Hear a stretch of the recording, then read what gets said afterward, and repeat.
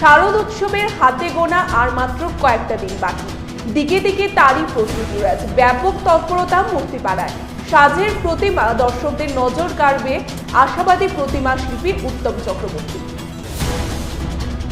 তেলিয়ামুড়া মহকুমার বিভিন্ন এলাকাতে দাতাল হাতির আক্রমণ অব্যাহত। এবার কপালী টিলায় বন্য দাতাল হাতির আক্রমণে সর্বশান্ত একাধিক কৃষক। কবিতা বেহেনজির প্রয়াণে গভীর শোক প্রকাশ করেছেন রাজ্যের বর্তমান মুখ্যমন্ত্রী প্রফেসর ডক্টর মানিক সাহা।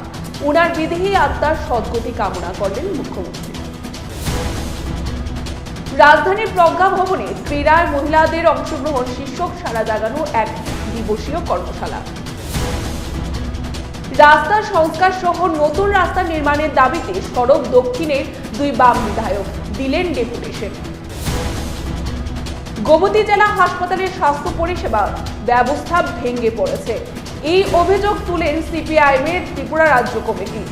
সংশ্লিষ্ট অভিযোগের ভিত্তিতে এবার জেলা শাসকের কাছে দেওয়া হলো স্মারকলিপি। খুম্পুই একাডেমির উদ্যোগে রাজ্যে অনুষ্ঠিত হতে যাচ্ছে 2 দিনের সম্প্রীতি উৎসব। আগামী 23 এবং 24 তারিখ অনুষ্ঠিত এই দুদিন ব্যাপী এই সম্প্রীতি উৎসবের উদ্বোধন করবেন রাজ্যের মুখ্যমন্ত্রী প্রফেসর ডক্টর মানিক সাহা। কবিতা বেহেনজির প্রয়াণে শোকস্তব্ধ রাজ্য। আড়ালিয়াতে গিয়ে শ্রদ্ধা জ্ঞাপন করলেন সস্ত্রীক প্রাক্তন মুখ্যমন্ত্রী মানিক সরকার। আন্দোলনের ময়দানে থাকছে কথা। আন্দোলনকে হাতিয়ার করে আদায় করতে হবে সাংবিধানিক অধিকার সহ যাবতীয় দাবি। বক্তব্য প্রদ্যুৎ কিশোর দেববর্মনে।